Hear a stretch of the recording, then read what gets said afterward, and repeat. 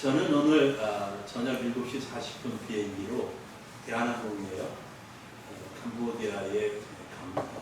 그래서 내일 새벽 5시 프놈펜에 도착해서 또 5시간 정도를 차 타고 올라가서 그 시엠립이라는 도시에 가는데요. 새벽 5시에 도착합니다. 그런데 하루 8시부터 아침 8시부터 강의를 시작해야 되는. 제가 오전 강의는 좀 빼주십시오. 이렇게 선교사님한테 오후부터 하겠습니다. 그리고 목요일날 오전까지 이렇게 하겠습니다. 그랬는데 봐주실 줄로 믿고요. 하여튼 그렇게 해서 하루에 6시간씩 그러니까 하루에 6시간씩 3일을 하는 거예요. 그러니까 3시간씩 6번. 그러니까 3, 6, 18, 18시간 강의인데 제가 동생 목사님 한 분 모시고 갑니다. 그래서 내 진심 좀 벌어달라.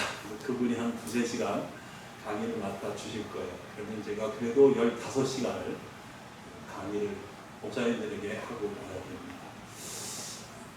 2년, 그러니까 마지막 제가 필리핀에 선교 갔던 게 2019년 6월 달이었으니까 2년 훨씬 넘었죠. 3년 2개월 이렇게 되었습니다. 오늘 다시 드디어 나가게 되었습니다. 이게 감사하고 기쁘게 생각해요. 저는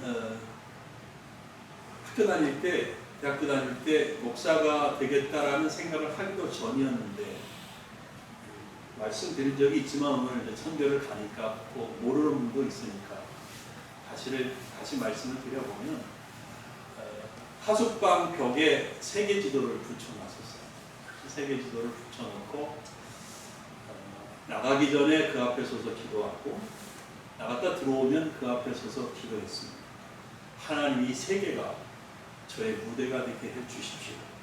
저는 무슨 일을 하든지 이 세계를 누비면서 일을 하고 복음을 전하는 그런 사람이 되고 싶습니다. 그렇게 기도를 했었죠. 그러다가 이제 대학교 4학년 1학기를 마치고 여름방학인데 정말 진로가 걱정이었습니다. 전공을 살려서 취업을 할 것인지 아니면 또 다른 하나님의 뜻이 있는지 결정할 수가 없었고 알 수가 없었어요. 그래서 여름방학이 한 3, 4일 정도, 한 일주일 남았나요? 그런데 다시 고향으로 올라왔어요. 고향으로 올라와서 그 다음날 또 고향 교회의 지하실에 교실이 있었는데 지하에 거기에 가서 기도를 했습니다. 하나님, 저에게 향하신 하나님의 뜻이 무엇입니까? 제가 전공을 살려서 직장을 가져야 합니까? 아니면 복음을 전하는 사람이 되어야 합니까? 그래서 기도를 시작을 했어요. 근데 그날 첫 번째로 기도하러 나가려고 하는 그 아침에 집에서 출발하기 전에 성경을 읽는데 마침 이사야서를 읽을 그런 차례였어요. 이사야서. 그래서 이사야서를 읽으면서 기도를 드리기 시작했습니다. 이사야서를 읽는데 계속 하나님의 부르심이 느껴져요. 이거는 내가 부르고 있다. 근데 그렇잖아요. 쉽게 무릎을 꿇고 네 가겠습니다. 이게 안 되는 거예요. 하나님 제가 할 수 있을까요? 과연 제가 목회를 할 수 있을까요? 제가 목사가 될 수 있을까요? 계속 미루고 그러면서 이사야서를 계속 읽으면서 기도를 하는데 이사야서 61장에 와서 제가 무릎을 꿇었습니다. 그리고 주님 가겠습니다. 주님이 부르시는 그 길을 걷겠습니다. 그렇게 주님께 고백을 했습니다. 그래서 4학년 2학기는 정말 행복하게 보냈습니다. 남들은 취업 걱정할 때 저는 이제 갈 길이 정해져 있으니까 너무 행복하게 저 말씀 보고 기도하면서 4학년 2학기를 학교를 다녔습니다. 그런데 졸업하려고 할 때쯤 되니까 신대원 등록금이 문제가 되잖아요. 돈은 없지 않아요, 제가. 저희 집이 부자도 아니고. 그래서 생각을 다시 바꾼 거예요. 다시 취직을 해야 되겠다. 그래서 한 5년 동안 돈을 벌어야 되겠다. 그리고 난 다음에 신대원을 가자. 이렇게 이제 계획을 바꿨어요. 그래서 왜 그렇게 또 쉽게 생각을 바꿀 수 있었느냐 하면, 제가 자랑 삼아 몇 번 말씀드렸지만 제가 1등으로 졸업을 했거든요. 그래서 학교에서 그 추천을 했어요. 그러니까 기업체에서 학생들을 추천해 주십시오. 그렇게 하면 이제 추천받은 학생들이 모여서 시험을 보는 거예요. 근데 제가 1등으로 졸업을 하니까 학교에서 추천을 했어요. 그래서 대한석탄공사나 뭐 이런 데 올라와서 이제 각 대학에서 추천받은 학생들하고 같이 시험을 봤습니다. 근데 저는 학교 성적은 이제 시험은 잘 봐서 1등이었는데, 보통 공대 다니는 친구들이 열심히 이렇게 자격증도 따고 막 그러거든요. 기사 자격증을 막 따요. 그러면 그게 가산점이 있어요. 기업에서 또 채용할 때. 저는 그런 건 하나도 없었던 거예요. 맨날 뭐 학교 왔다 갔다 하면서 전도하고 다니고 학생들 모아놓고 성경 가르치고 기도하고 뭐 이랬으니까, 시험 볼 때 이제 기억력은 좋으니까 벼락치기 공부해서 공부는 잘해서 시험은 잘 봐서, 공부 잘하는 게 아니라 시험은 잘 봐서 1등으로 졸업하는데 자격증 이런 거는 하나도 없는 거예요. 그러다 보니까 안 되더라고요. 그래서 또 다시 계획을 바꿨죠. 그냥 가자, 하나님이 원하시면. 근데 부모님께서도 한번 등록금을 그 당시 한 70만 원 정도 됐는데, 대학원 등록금 지금은 300만 원, 400만 원 됩니다만 대주셔서 신대원을 데려갔습니다. 그리고 이제 졸업을 했고, 이 긴 얘기 줄이자면 목사 안수까지 받았고 기과를 왔습니다. 목사가 된 이후에 제가 하나님 앞에 기도하면서 가만히 생각해 보니까, 앞으로는 외국에 나갈 기회가 많을 것 같고, 또 외국인도 우리나라에 많이 들어올 것 같은 생각이 듭니다. 제가 92년 10월에 연수를 받았거든요. 그래서 그러면 내가 목사로서 국내에 들어와 있는 외국인이든지 내가 하나님이 나가게 하셔서 해외에 나가서 복음을 전할 수 있다면 좋겠다. 그들이 통역을 통하지 않고 직접 영어로다가 하나님의 말씀을 들을 수 있으면 얼마나 좋고 효과적이 되는가, 그런 생각이 들어서 원래 영어를 좋아하긴 했지만 열심히 영어를 배우고 훈련하고 연습을 했습니다. 그래서 여러분들 아시는 것처럼 코로나 전에 제가 한 3번씩, 4번씩 해외에 나가서 사역을 했었고, 코로나로 인하여 이렇게 좀 중단되었다가 다시금 나갈 수 있게 되어서 이렇게 오늘 출발하게 된 것입니다. 사도 베드로께서 베드로전서 4장 7절에 보면 만물의 마지막이 가까웠습니다. 이렇게 말씀합니다. 만물의 마지막이 가까웠습니다. 여러분, 이 모든 우리가 보는 하늘과 땅의 모든 만물의 마지막 때가 언제냐면 예수님이 다시 오시는 때입니다. 예수님이 다시 오시는 그날이 이 만물의, 이 온 세상의 모든 만물의 마지막 때인 거예요. 근데 사도 베드로가 벌써 2000년 전에 만물의 마지막이 가까웠으니 그렇게 말했어요. 그러니까 사도 베드로는 그리고 당시의 모든 사도들 같은 마음이었겠지요. 이미 곧 예수님이 다시 오실 것 같은 그런 긴박감을 느끼고 있었던 거예요. 근데 2000년이 흘렀죠. 지금이야말로 더더욱 만물의 마지막이 가까운 때 아니겠습니까? 즉 이제 모든 사람을 심판하기 위해서 심판의 주로 재림하실, 처음에 오실 때는 마국간의 이름도 없이 빛도 없이 소리소문 없이 낮고 천한 자리에 오셨지만 다시 오실 때는 구름을 타고 천사장의 나팔 소리와 함께 영광 중에 온 세상 모든 사람들이 자기의 눈으로 보는 그 순간, 그 목격되는 그 시간, 그 순간에 주님의 영광 중에 다시 오실 거라고. 그 시간이 가까워지고 있다. 그렇다면 정말 우리 마음속에 불타야 되는 일은 뭐냐 하면 주님의 마지막 오심을, 다시 오심을 준비하는 거죠. 내가 구원받았나? 내가 주님 오시면 할렐루야 주여 어서 오시옵소서 하고 그분을 영접할 준비가 되었는가?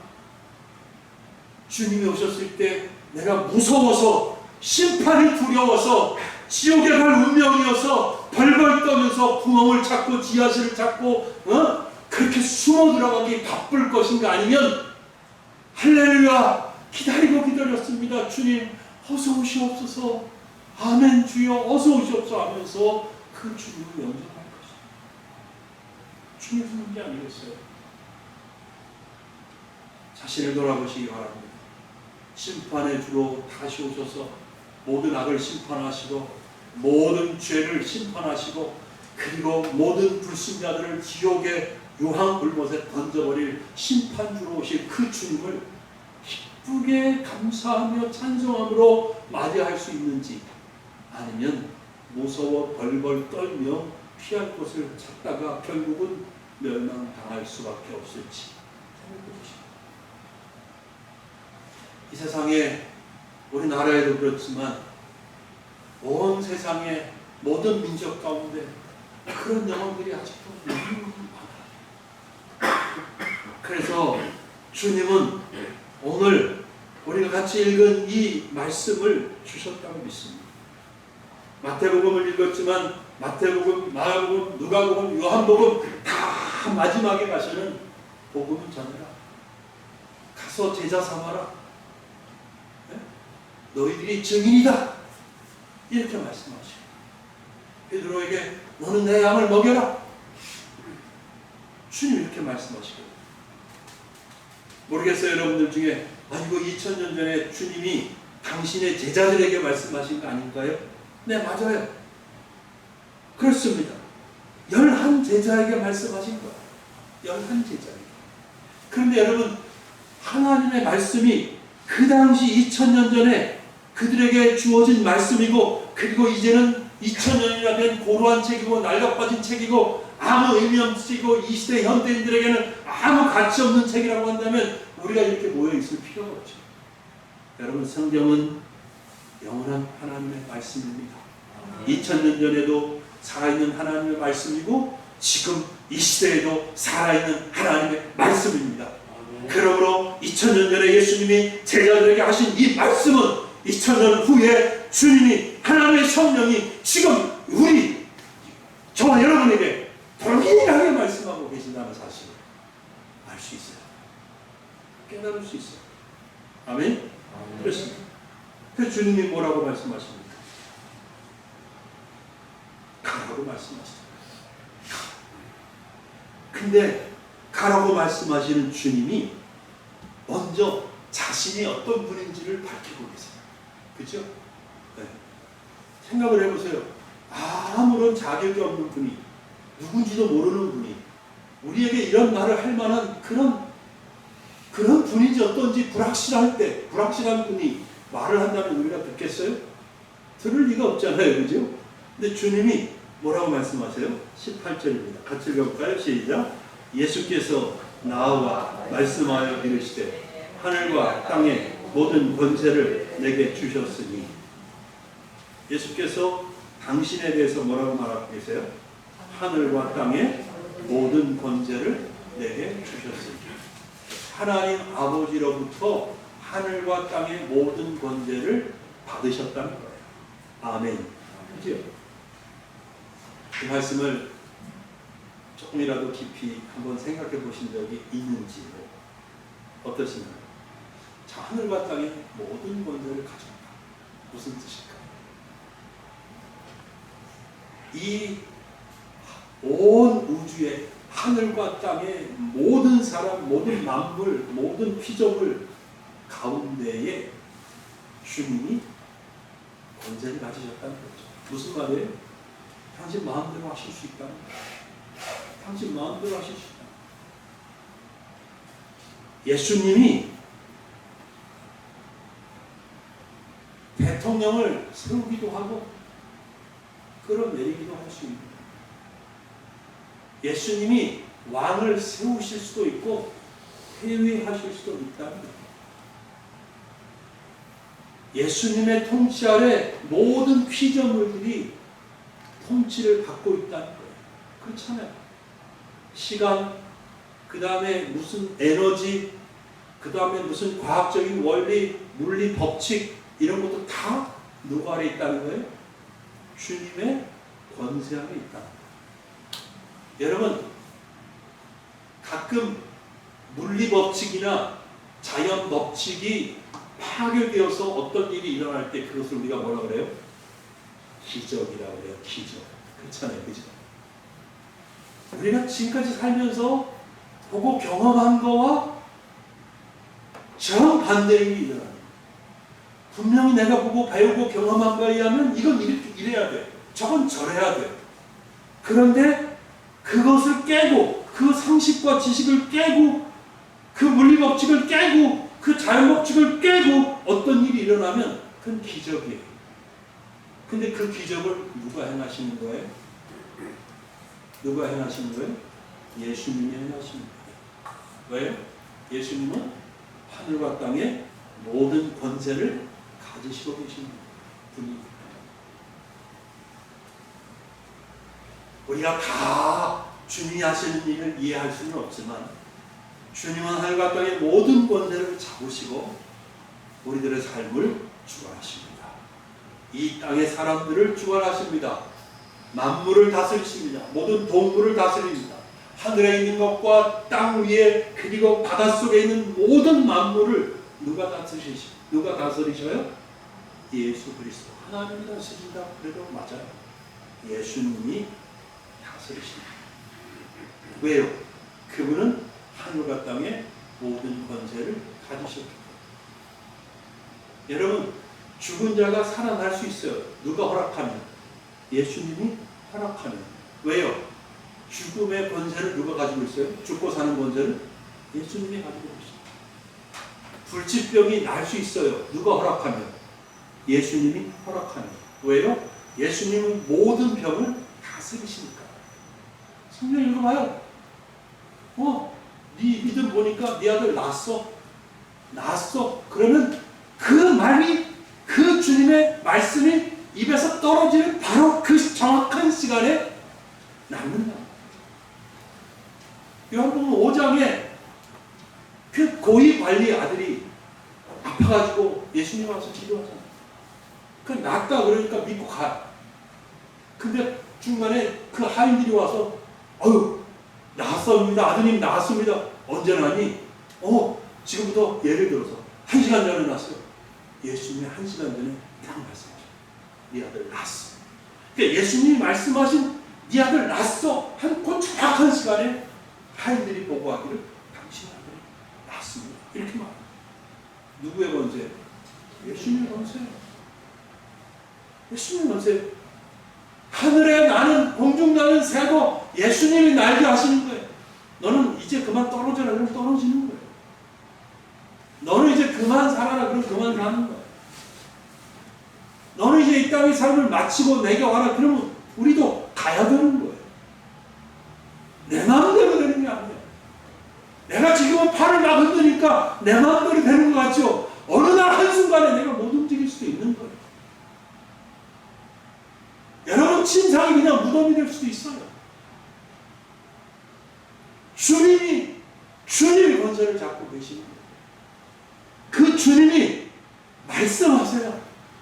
그 주님이 하늘과 땅의 모든 권세를 내가 가졌다면 나는 이렇게 말할 수 있을 거야. 야, 다 내 앞에 와서 무릎 꿇어. 그리고 날마다 나를 이렇게 섬겨. 나한테 이런 일 해. 그렇게 말할 것 같아요. 근데 하늘과 땅의 모든 권세를 잡으신 주님이 지금 그 권세를 잡으셨다고 하시면서 힘껏 하신다는 얘기가 뭐예요? 근데 가라는 얘기가 가라. 그러면 어떤 사람은 힘껏 그 하늘과 땅의 모든 것을 갖고 하시는 말씀 겨우 이 19절이야. 그렇게 생각할 수 있지만 하늘과 땅의 모든 권세를 잡으시고 모든 영광을 받으시게 합당하신 주님 보실 때 이게 가장 중요합니다. 그렇잖아요. 그렇죠? 이게 가장 중요합니다. 그리고 지금은 어떤 시점에 주님이 이 땅에 오셔서 3년 동안 사역을 하셨고 이제 죽으셨다가 부활하시고 이제 승천하시기 직전 제자들을 마지막 보는 순간 이후에는 제자를 볼 수가 없어요. 마지막 말씀, 마지막 당부예요. 그리고 최대의 명령이에요. 그래서 우리는 이것을 지상명령이라고 불러요. 뭐라고 말씀하시는 거예요? 가라는 거예요. 가라. 모든 민족에게 가라. 그래서 우리는 가는 교회가 되어야 되겠습니다. 제가 먼저 갈게요. 나중에 여러분들도 한번 같이 가요. 네? 가실 마음이 있으신 분들은 제자리에 앉아 계세요.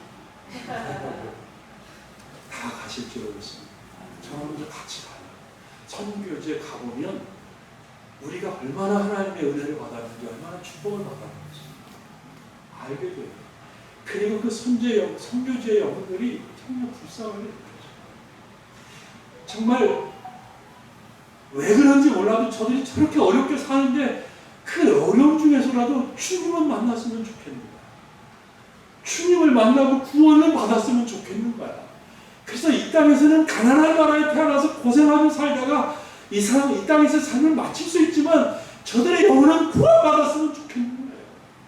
그래서 천국에서는 우리 같이 만나서 하나님 찬양하고 생명과일 따먹고 생명수 강가를 거닐고 그랬으면 좋겠는 거예요. 그 마음이 듭니다. 가보자 하는 건 뭐예요? 가보자. 그래서 저는 지금은 오늘은 저 혼자 가지만 다음에 갈 때는 여러분 같이 여러분들 한꺼번에 다 갈 수는 없지만 돌아가면서 가면 좋잖아요. 가서 옆에 앉아서 제가 강의하거나 설교하고 있는 동안 앞에 앉아서 기도해 주시고 얼마나 좋아요. 그러면 하나님이 얼마나 기뻐하시겠어요. 우리 교회 가는 교회가 가는 교회. 저는 갑니다. 오늘 갑니다. 여러분들도 가시고 또 가는 사람이 가면 남는 사람들은 보내는 사람이 됩니다.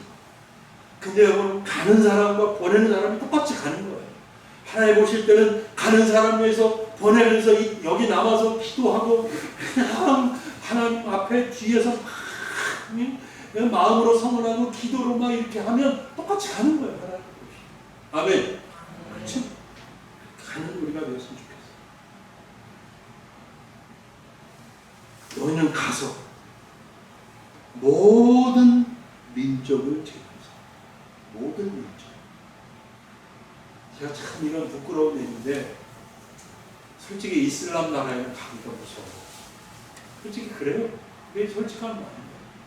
거기 갔다 걸리면 그냥 총을 빵 쏴 죽이면 괜찮아. 그러면 그렇게 되면 주님 뭐 순교하겠습니다. 근데 이 사람들은 그냥 죽이지가 않으니까 그냥 생으로 불에 태워 죽이기도 하고 목을 잘라 죽이기도 하고 그냥 이렇게 혼 이런 데다 가둬놓고 거기를 감아서 무슨 뭐 닭 삶듯이 그래 죽이기도 하고요.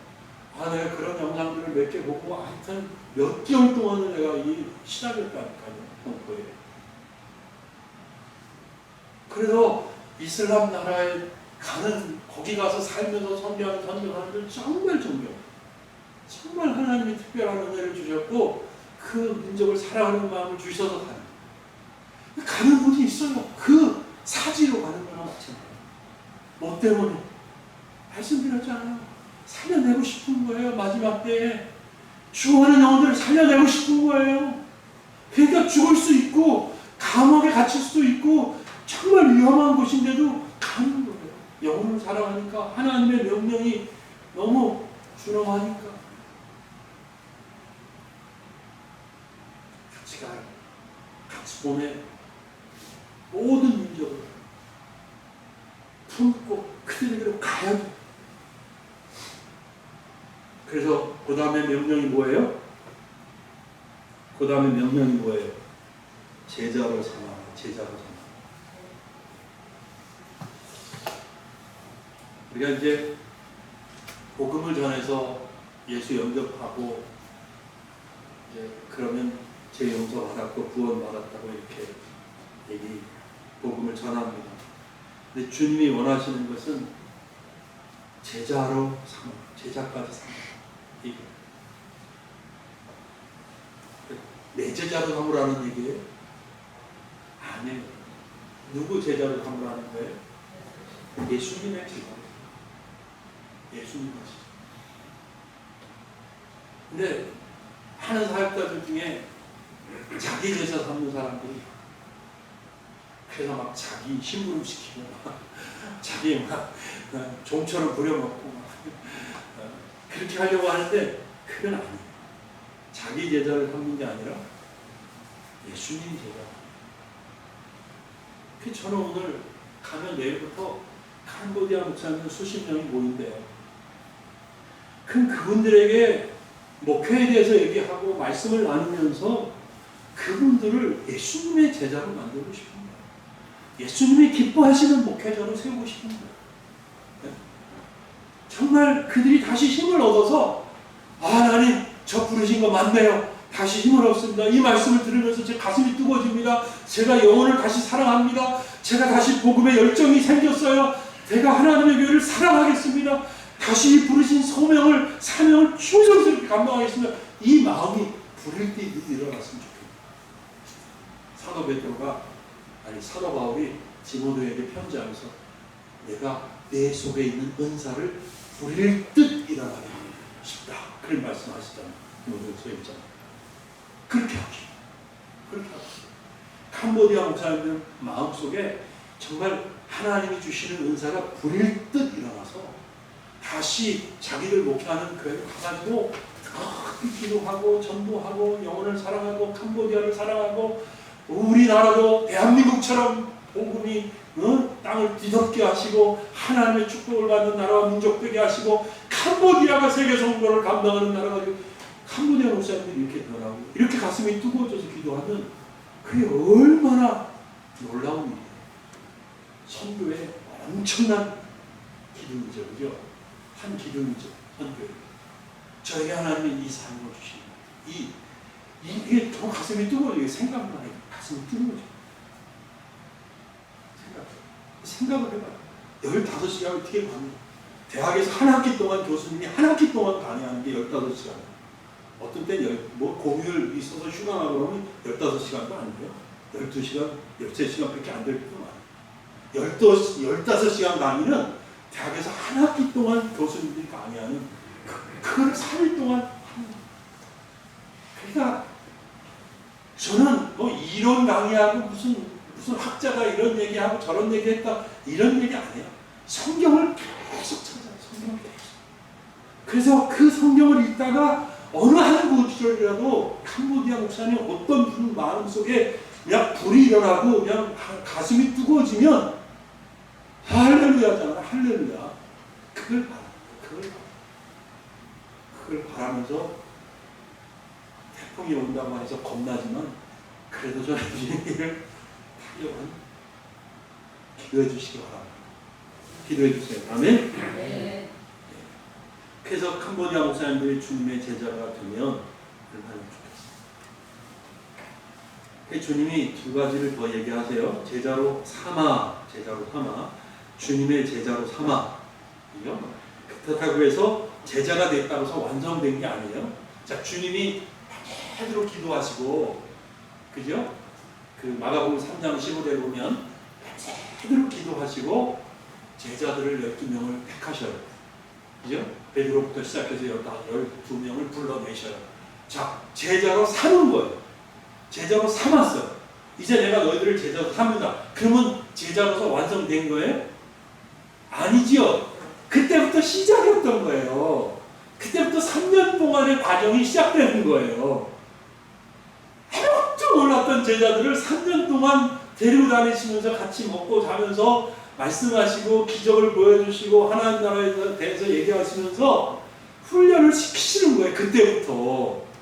그러니까 모든 족속으로 가서, 그러니까 어쩌면 제가 가면 이제 캄보디아 목사님들 이미 뭐 가슴 뜨거워져서 헌신하고 목사님들이 되신 분들이지만 주님의 제자들이잖아요. 그 주님의 제자들을 훈련시킵니다. 제자사람은 어떻게 하라고 그래요? 아버지 아들과 성령의 이름으로 세례를 베풀고, 이 세례 베푼다는 얘기가 엄청난 얘기입니다.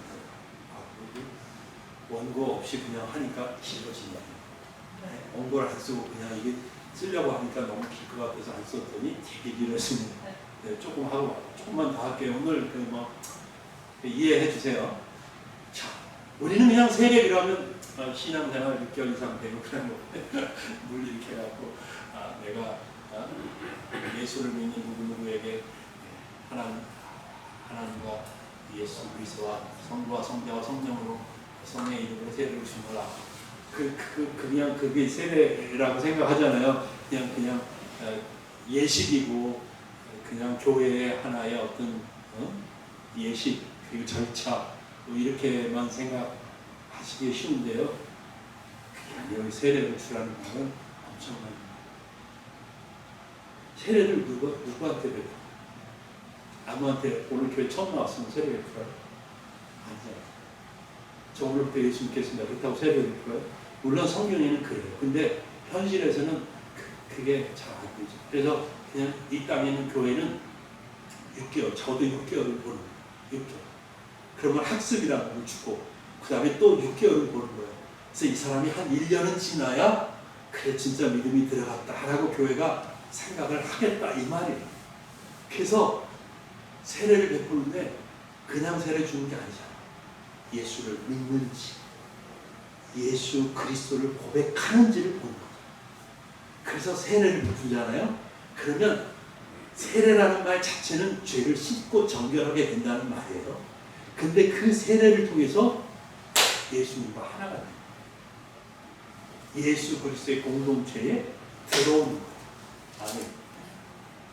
아멘. 그래서 비로소 세례를 받은 사람이 성찬식에도 참여합니다. 예수님과 하나가 되는 거예요. 예수님과 한 분이 되는 거예요. 예수님이 보는 것을 볼 수 있고 예수님이 생각하는 것을 생각할 수 있고 예수님이 가는 곳을 따라갈 수 있는 사람으로 내가 살겠습니다라는 고백을 받아요. 그런 고백이 있는 사람에게 세례를 줍니다. 그러니까 이건 굉장히 제자로 삼아서 첫 단계죠. 첫 단계. 너 이제부터 내가 제자로 삼아서 키울게 할 때 주님 대신 주님의 제자로서 주님의 제자를 어떻게 훈련시켜? 먼저 세례를 줍니다. 그래서 교회도 처음 새신자가 오면 1년 동안 신앙생활하는 걸 본 다음에 예수 믿는지 고백을 듣고 그 다음에 세례를 그 다음에 20절에 뭐라고 말씀하셨어요? 내가 너희에게 분부한 모든 것을 가르쳐 지키라. 내가 너희에게 분부한 모든 것을 가르쳐 지키라. 하나님의 말씀을 주님이 하나님 나라에 대해서 가르치고 하나님 나라 백성의 삶에 대해서 가르치고 마지막 때 심판에 대해서 가르치고 그죠? 가르치잖아요. 그 모든 것들을 가르치고 그래서 지키게 하고 즉 무슨 말이에요? 하나님 나라 백성으로 만들어 하나님을 예배하는 예배자로 만들어 하나님의 뜻을 이루어가는 사람으로 만들어 이게 지성 이게 성경 이 세계선교 사명이 저에게 주어진 것이고 여러분에게 주어진 이 세계선교 사명이 우리 신림소망교회 주어진 그래서 저는 솔직히 말씀드립니다. 제가 신학 공부하고 30대, 40대까지도 큰 교회 목회하고 싶었어요. 솔직히 말하면. 그렇잖아요. 그죠? 저는 이해하시죠? 제가. 누구든지 그래요. 신학교 가는 사람 다 그래요. 큰 교회 단임 목회하고 싶어요. 유명해져지고 싶고 막 그런 거 있어요. 그게 사람의 욕망이에요. 솔직한 마음이에요. 근데 저에게는 그런 은혜는 아직까지는 안 주셨어요. 아직까지. 앞으로 10년 남았으니까 어떻게 될지 모르겠는데. 근데 지금 이제 저도 한감이 지나고 이렇게 생각해 보면 그는 그렇게 중요하지 않아요. 큰 교회 목회하다가 하나님 앞에 거기 그릇에 걸맞게 충성하지 못하면 오히려 혼날 수도 있다는 생각이. 그러니까 하나님 앞에 큰 교회를 목회하느냐 작은 교회를 목회하느냐 그건 중요한 게 아니더라. 문제 보니까 내가 하나님께 바른 목사가 되는가, 맡겨주신 양떼들에게 올바른 말씀을 맡기고 있느냐, 그리고 목사로서 올바른 길을 걷고 있느냐, 정직하게 행하고 있느냐, 그게 중요해요. 거기다가 하나님이 부어주시면 큰 교회가 되는 거고 아니면 할 수 없는 그런 거죠.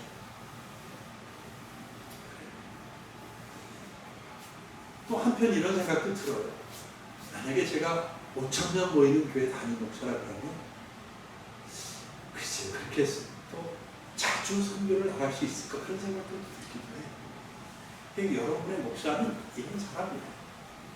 오준환 목사가 여러분의 담임 목사라고 하면 오준환 목사의 사명을 이루고 생각을 이랬고 이렇게 목회하고 있고, 그러니까 여러분들이 저와 한 마음이 되어서 같이 기도하고 같이 선교에 힘쓰고 같이 기도하고 같이 서로 사랑하고 같이 선행을 격려하고 그러면 하나님의 복을 주셔서 더 많이 보내주실 수도 있고, 또 안 그렇더라도 주님 앞에 가는 그날까지 이렇게 하나님과 가면서 형편대로 주님이 은혜 주시는 그 안에서 복을 전하고 사명 감당하고 하나님 섬기고 하나님 영화롭게 하고 예배하고 그렇게 살면 행복한 겁니다.